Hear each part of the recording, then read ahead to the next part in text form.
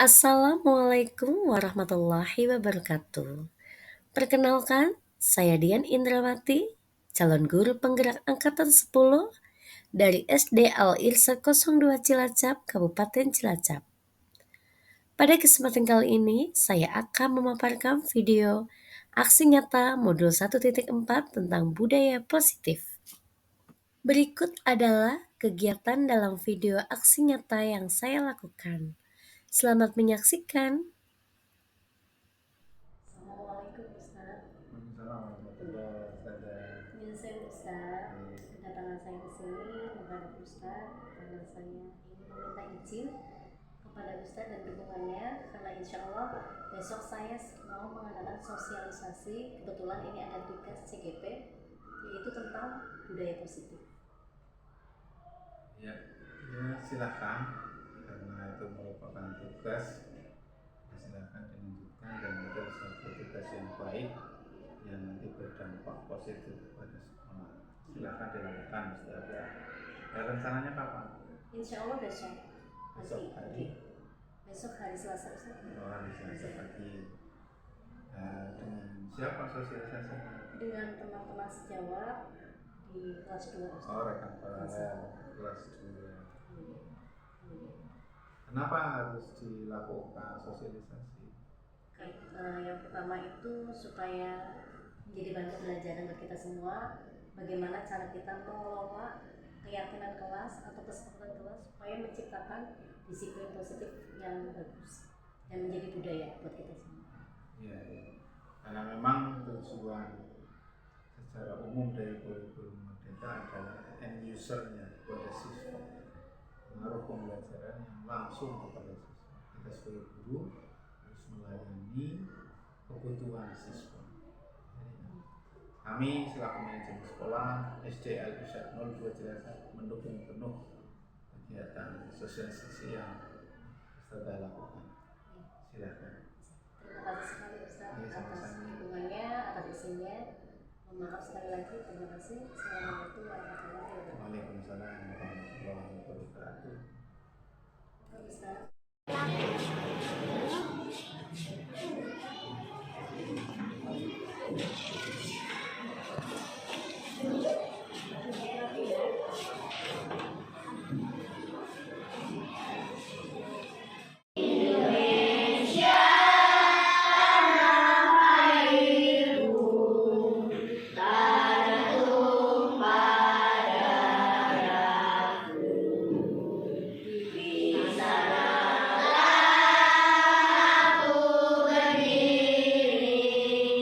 Yeah.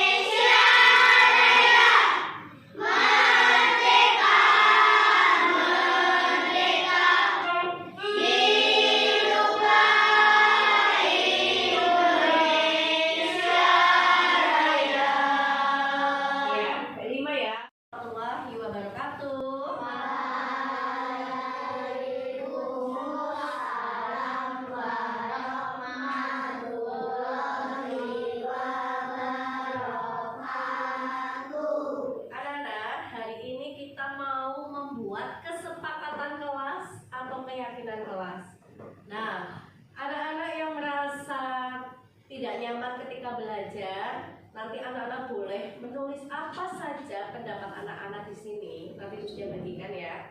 Nah, tujuannya apa? Supaya anak-anak itu bisa belajar nyaman di dalam kelas. Mau? Mau. Oke ya. Nanti anak-anak membuat kalimat yang positif. Contohnya, kira-kira anak-anak mau membuat keyakinan apa di kelas?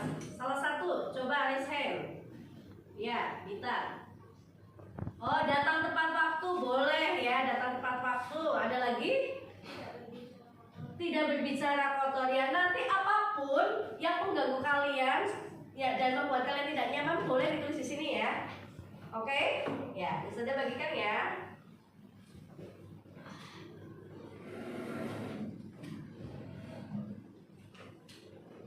Ditulis nanti sesuai dengan keinginan anak. Anak-anak pengen kelasnya seperti apa? Boleh ditulis di sini ya. Kira-kira yang tidak diperbolehkan apa juga boleh ditulis di sini.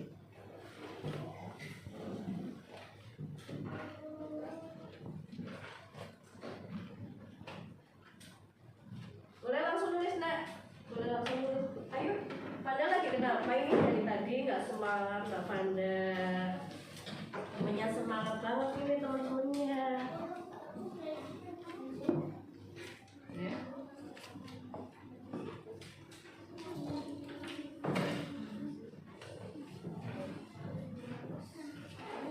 Ya, silakan ditulis Nak. Silakan ditulis. Ya, silakan boleh ditulis sesenengnya anak-anak. Anak-anak pengen kelasnya seperti apa dan kira-kira anak-anak tidak mau merasa terganggu dengan kalimat yang positif ya, kalimat yang baik ya, supaya nanti kelasnya menjadi nyaman ya. Anak-anak harus membiasakan nanti setelah anak-anak menulis keyakinan kelas ini, anak-anak juga harus menerapkan, harus melaksanakan, tidak hanya sekedar ditulis supaya kelasnya menjadi nyaman. Oke? Sudah?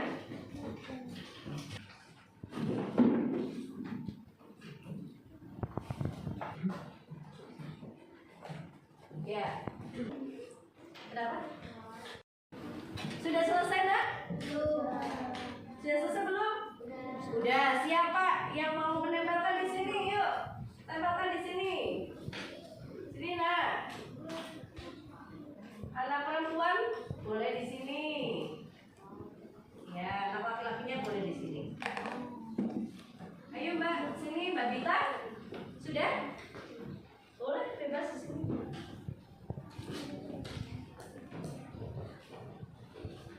Oke, terus lagi. Ayo Kak Akila. Iya, ada lagi yang lain? Ayo Kak. Razak.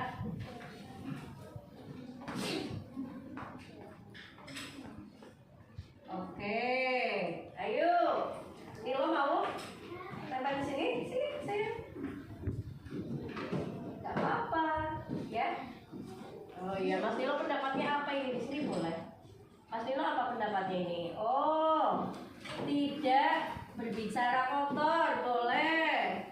Pak Irel, tidak boleh bermain saat pelajaran, boleh. Terus apa lagi?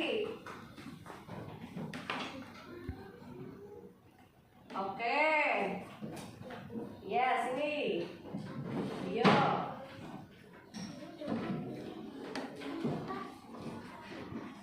Syifa. Yuk, siapa lagi? Ibu. Ya.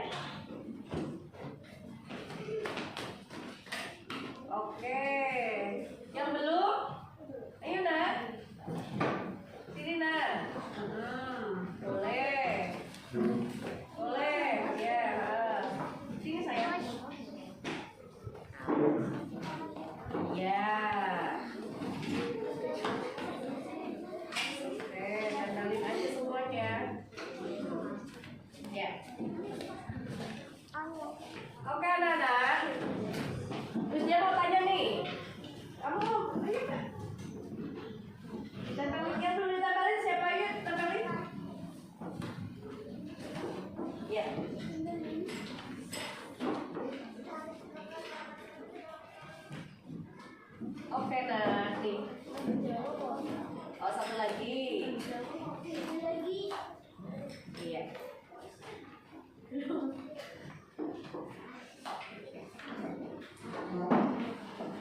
Oke, nah, terus dia mau tanya nih, Mas Fatih, boleh nggak saya tanya nih? Nah, boleh apa tidak ya kalau kita mengejek nama orang tua teman kita? Boleh nggak? Tidak. Tidak boleh. Alasannya kenapa? Ada yang tahu? Sakila? Oh iya, kita harus menghargai siapa? Orang lain. Selain menghargai orang lain, menghargai siapa lagi? Diri kita sendiri. Nah, kalimatnya bisa dibikin nih. Berarti kita harus apa? Kalimat positifnya menghargai apa nih kan? Menghargai diri sendiri dan orang lain. Apa tadi ya? Menghargai diri sendiri dan orang lain. Ya Syifa nih, Syifa menghargai Usdian, mendengarkan Usdian tidak kayak sendiri ya, pintar banget ya, hebat ya. Iya. Nah, anak-anak, coba siapa yang berani maju ke depan untuk membacakan? Iya, sini kita bacakan ya, biar teman-temannya dengar. Keyakinan yang ada di kelas kita nih. Mbak Bita, mana? Semuanya saya yang baca. Ayo. Datang tepat waktu, apalagi bersikap sopan terhadap ustadz-ustadzah ya. Oke, apalagi? Oh iya, tidak berjalan-jalan atau tidak bermain ketika pelajaran. Apalagi? Tidak mencoret-coret tembok, setuju? Setuju. Apalagi? Tidak membuat gaduh di kelas, setuju? Setuju nggak? Setuju. Ada yang tidak setuju? Ada? Setuju ya? Oke. Siap? Oke. Apalagi Mbak? Tidak berbicara kotor di dalam kelas, setuju? Setuju nggak? Oke. Ya. Satu lagi. Iya, tidak boleh bermain, tidak membuat gaduh, tidak bertengkar, itu sama aja ya. Oke ya, itu terima kasih nak. Jadi kesepakatan yang ada di kelas kita itu yang pertama nanti ya, datang tepat waktu. Nih, tepat waktu. Terus ini yang pertama ya. Yang kedua, bersikap sopan. Yang ketiga, tadi apa ya? Tidak membuang apa? Tidak membuang sampah sembarangan. Apalagi nak? Yang keempat apa tadi? Tidak berbicara kotor, ya. Nah, ini tadi kesepakatan kelas kita ya nak, ya. Nah, kesepakatan kelas kita ada 9 ya. Anak-anak siap melaksanakan? Semangat ya. Iya, siap ya? Yakin? Yakin. Oke anak-anak, terima kasih ya. Ya, atas kegiatan kelasnya, mudah-mudahan kelas kita ke depannya lebih bagus, lebih nyaman, lebih tertib lagi. Ingat loh ya, kegiatan kelasnya sudah dibuat ya. Oke? Ya, assalamualaikum warahmatullahi wabarakatuh. Waalaikumsalam warahmatullahi wabarakatuh.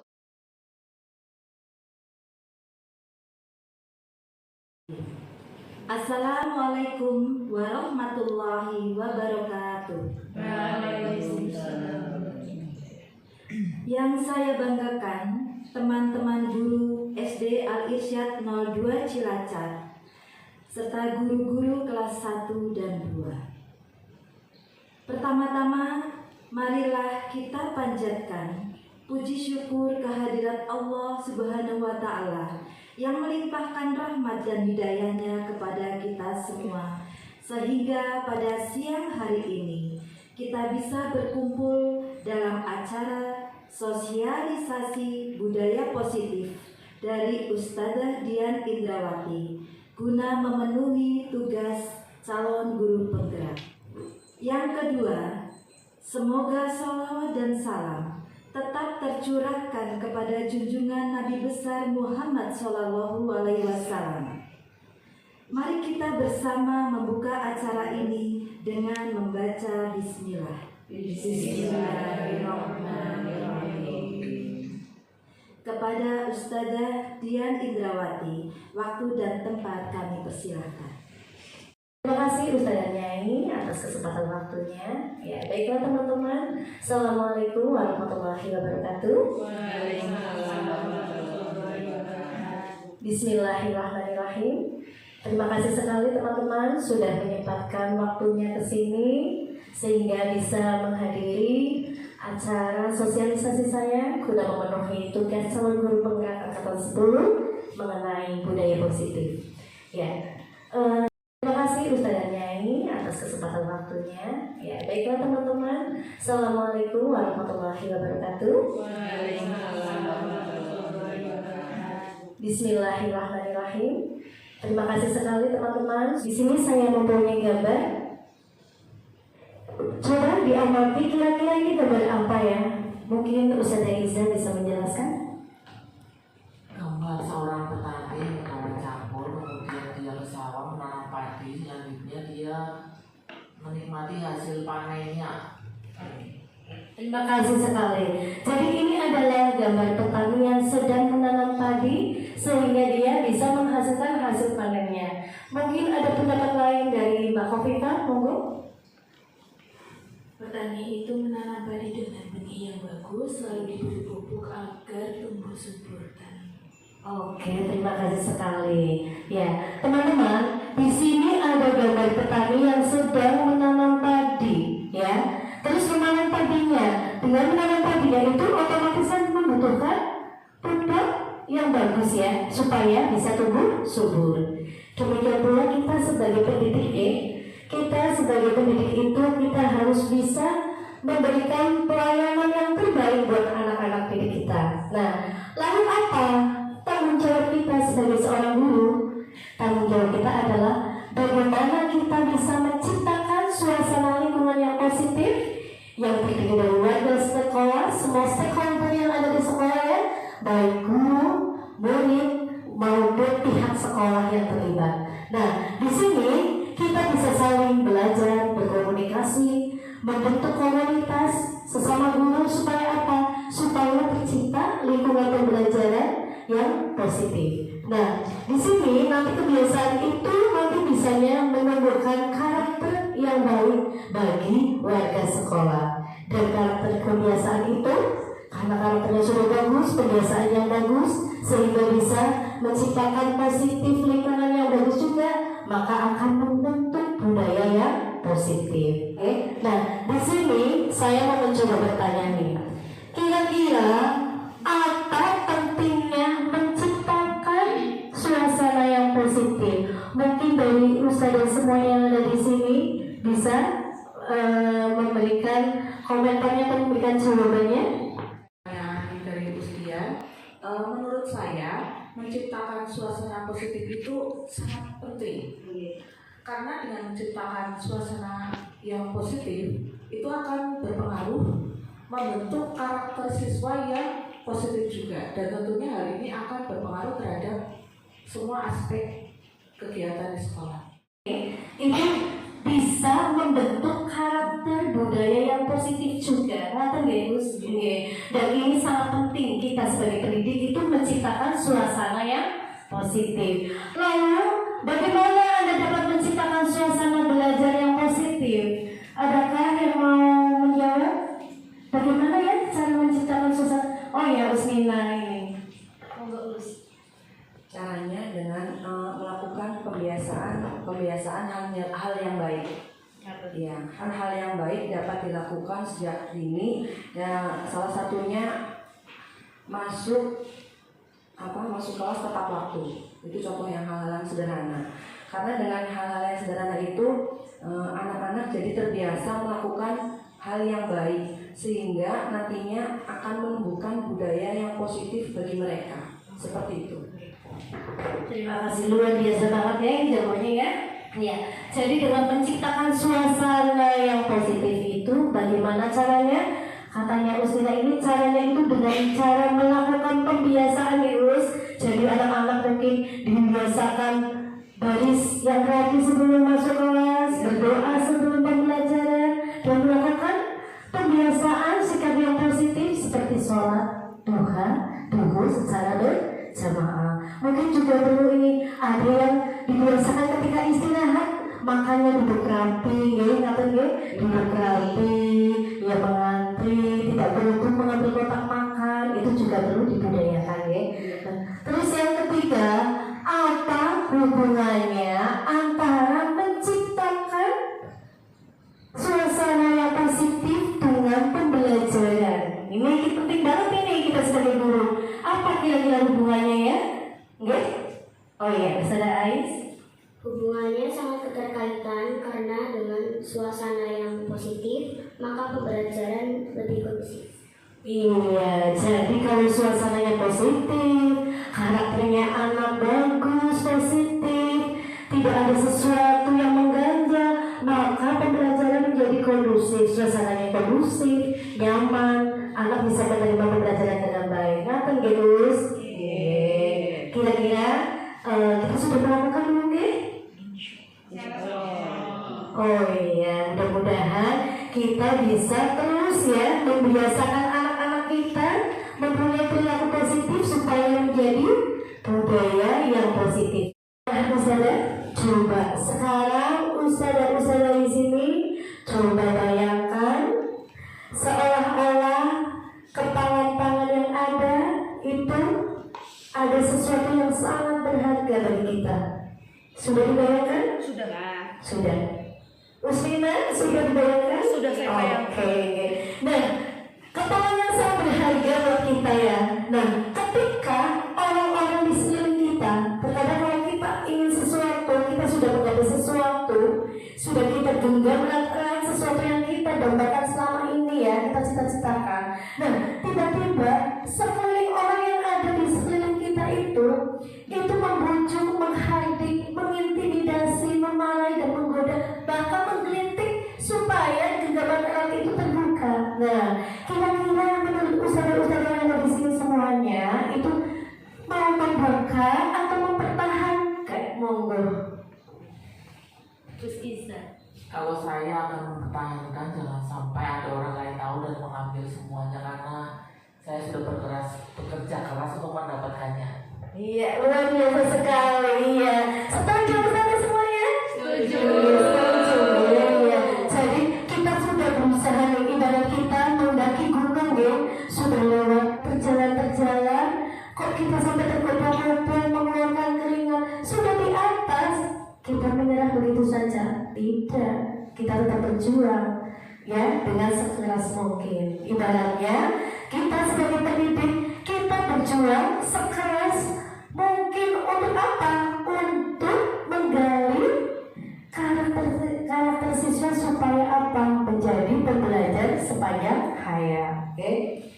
Selanjutnya, tujuan dari kegiatan ini, saya sebagai calon guru penggerak ingin berbagi sedikit ilmu yang saya peroleh supaya nanti kita bisa menerapkan budaya positif di lingkungan kelas kita, di lingkungan sekolah kita khususnya.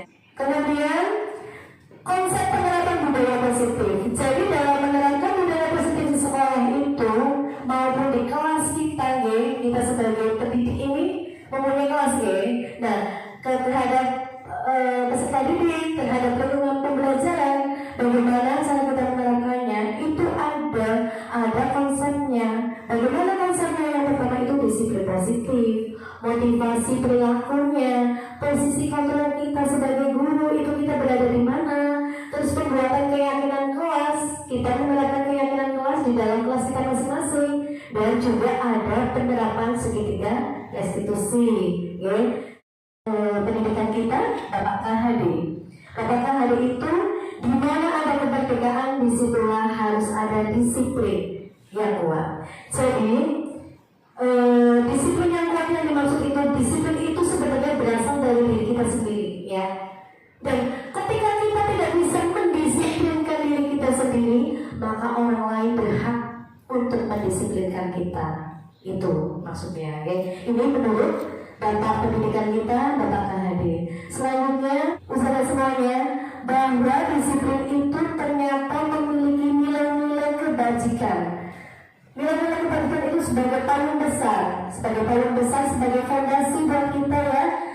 Ketika kita apa? Ketika kita berperilaku, ketika kita bertindak itu harus sesuai dengan nilai-nilai kebajikan.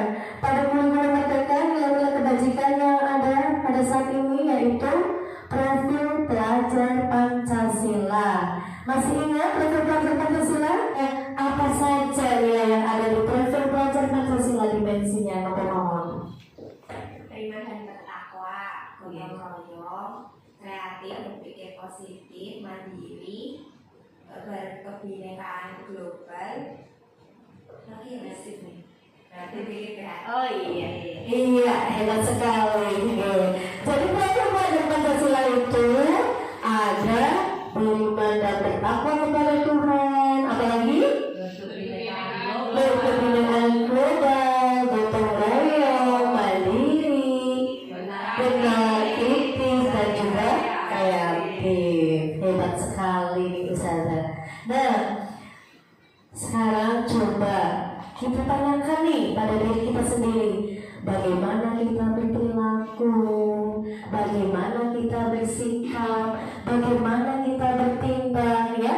Apakah kita melakukan sesuatu itu karena ada dorongan dari diri kita sendiri, atau dari lingkungan sekitar, atau bahkan dari orang lain, atau hanya kita melakukan sesuatu itu karena sesuatu hal.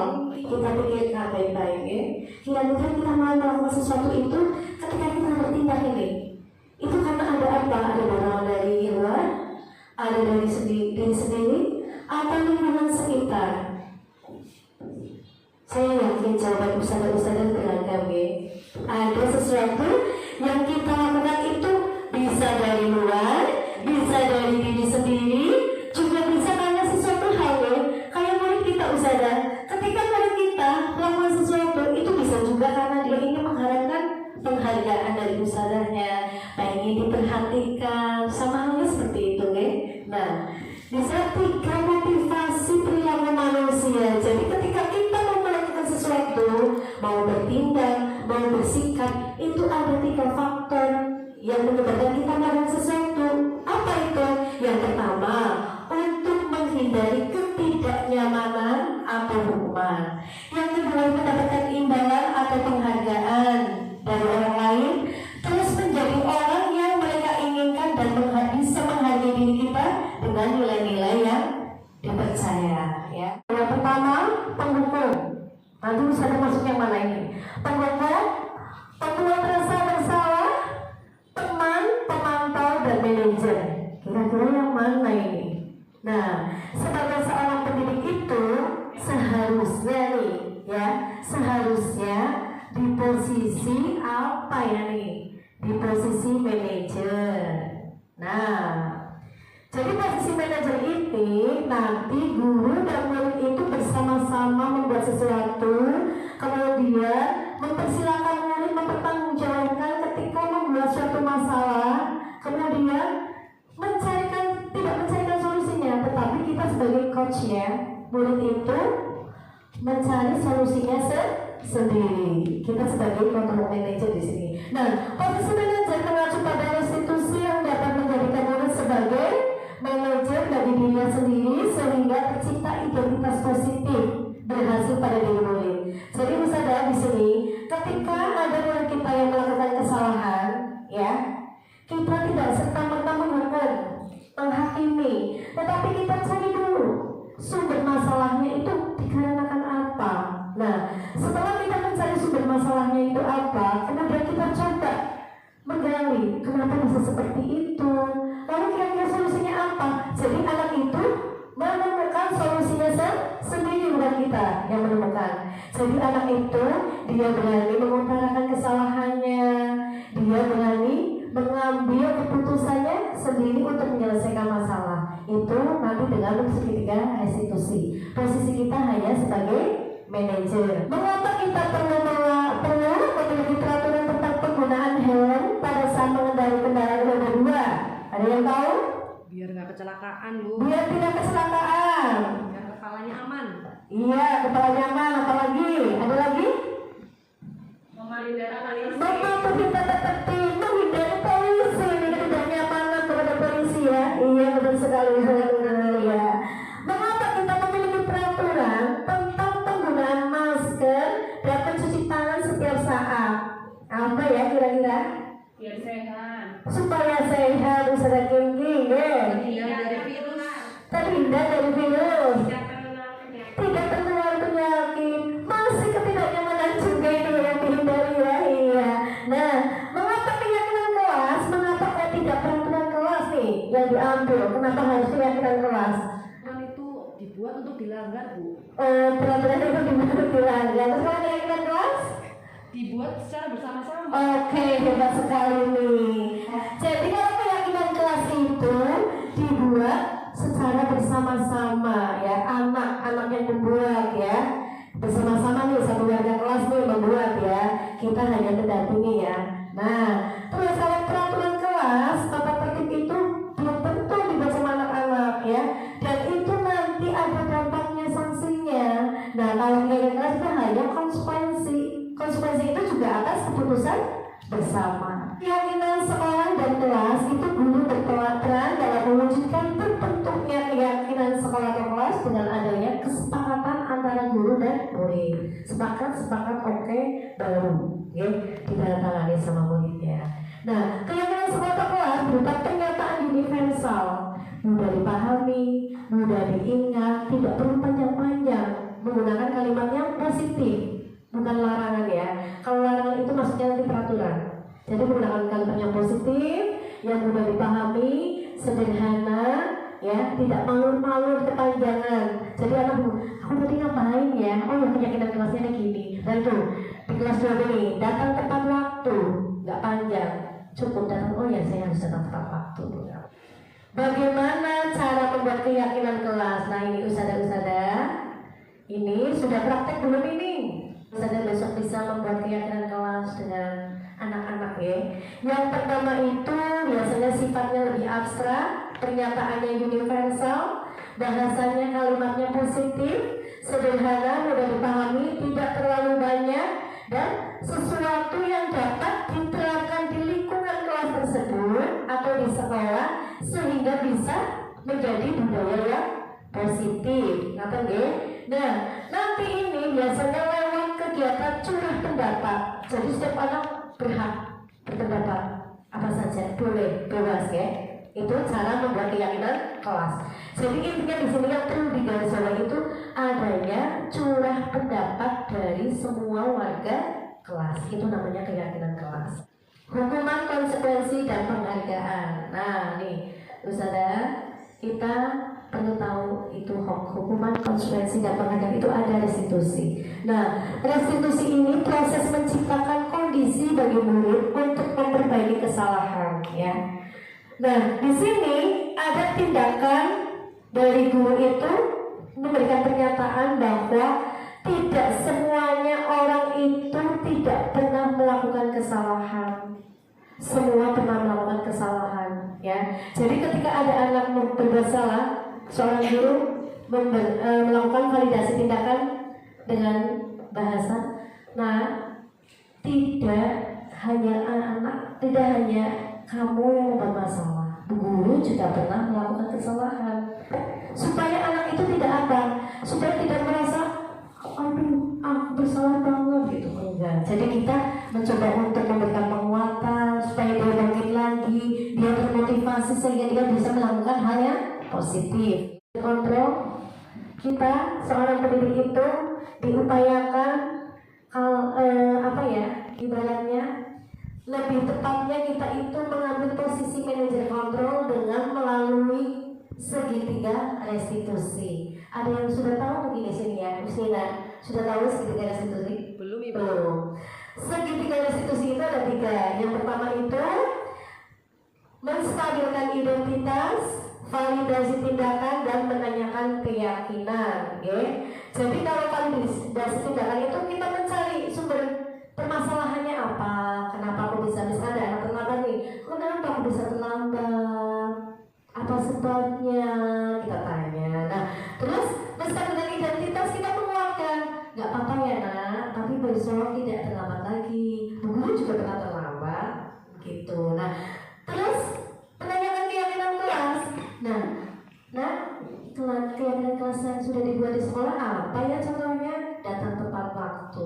Sudah datang tepat waktu belum karena terlambat. Nah di situ. Nah solusinya bagaimana supaya tidak terlambat lagi? Oh mungkin bangunnya mau dikasih lagi. Nah itu contoh segitiga restitusi yang diterapkan di dalam kelas.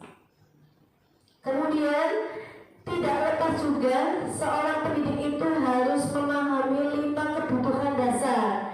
Ada kasih sayang, ada kebebasan, ada kesenangan, ada kepuasan diri. Jadi ketika anak-anak kita berpola, bertingkah laku, ya yang unik-unik itu, nah itu justru anak itu karena kurang kebutuhan ini tidak terpenuhi. Contohnya mungkin ya di rumah dia perhatiannya kurang dari orang tua, ya.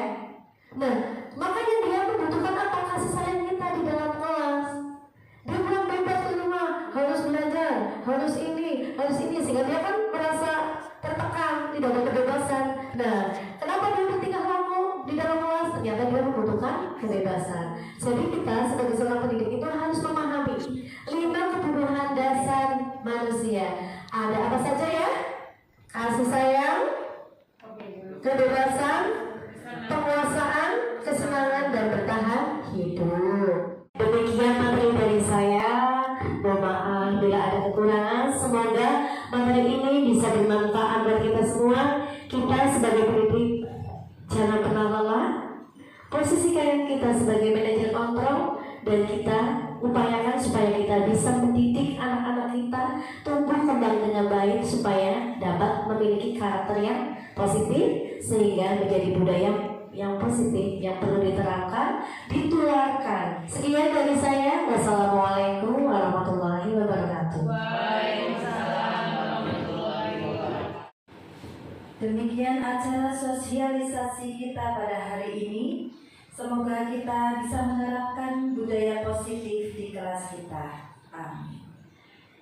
Mari kita tutup acara kita hari ini dengan membaca hamdalah bersama-sama. Alhamdulillahirabbil alamin. Akhirul kata, wassalamualaikum warahmatullahi wabarakatuh. Terima kasih sudah menonton video aksi nyata saya.